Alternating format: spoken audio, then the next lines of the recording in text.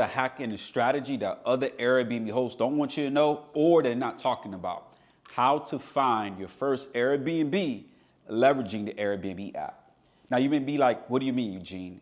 How about you actually use the Airbnb app to search units in your area that you can actually stay in your local city and state.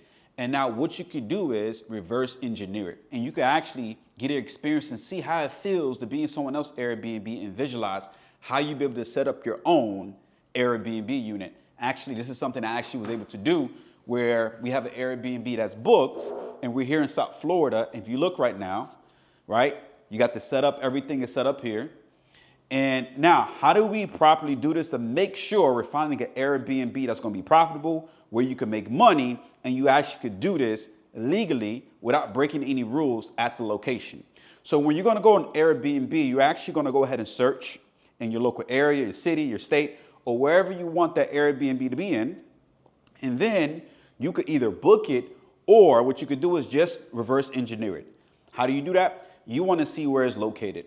Okay, so based on the pictures, if it's in your local area, you go screenshot that photos of that unit and location, the outside surroundings. You could do a Google search, and it will lead you to whether it's an apartment or a house, and give you either the exact address or nearby address where you'll be able to locate it. Now, before you try to pull the trigger and see if you can actually do Airbnb, here's what you need to do. You need to make sure that unit is profitable. You're not trying to do Airbnb as a nonprofit organization and you're not making money. You want to make sure you make money. So once you get the address, you're going to then want to do a comp analysis. Okay. In real estate, they call it comps comparables. How do you do that? You're going to use a system called AirDNA. Okay. AirDNA or BNB Calc or MatchVisor. I recommend do AirDNA. It's going to give you most accurate numbers, potentially how much money you can make on that particular unit, how much you could charge nightly, and then what's the occupancy rate's going to be. Typically, we like to be around 50% or higher when it comes to occupancy rate. And then depending on the revenue, we like to double what the rent amount is going to be.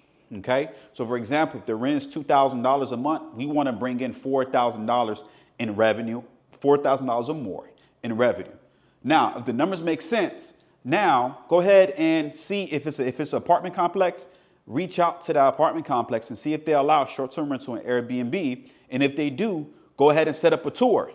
Now, when you're going to set up a tour, you're going to look at the amenities, look at the surroundings, make sure it's a nice unit, nice location. Okay. And then obviously you want to make sure you have your LLC, all that stuff set up, your business set up, and see if they allow corporate leasing. Okay. And short-term rental. Now, if that person is doing it illegally, we don't want to rat that person down. Like, oh, I've seen someone else actually doing an Airbnb unit, right? You just let them know, I came across your website online on, you guys' main website. I did a search. I was driving by and I was wanting to see if you guys allow short-term rental, corporate leasing. If they do, thumbs up, it's a win. If they don't, that is okay, right? The other thing that if it's a private home, now that gives you the indicator that that's a good location to do Airbnb in. If you find it on Airbnb, and start looking around the neighborhood and see if you can reach out to any landlords or owners that's renting out their property and ask them, hey, look, well, this is a good area to do, short-term rental when it comes to my company.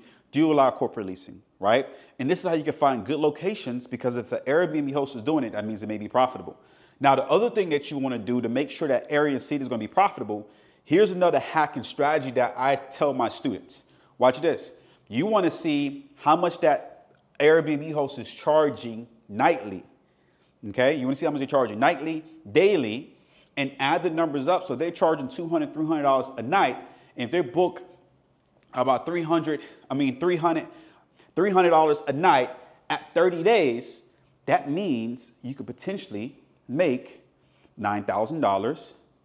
After expenses, let's say their rent is $3,000 plus extra expenses, you potentially make anywhere between $4,000 to $6,000. Then we know that location is profitable. That's just hypothetical.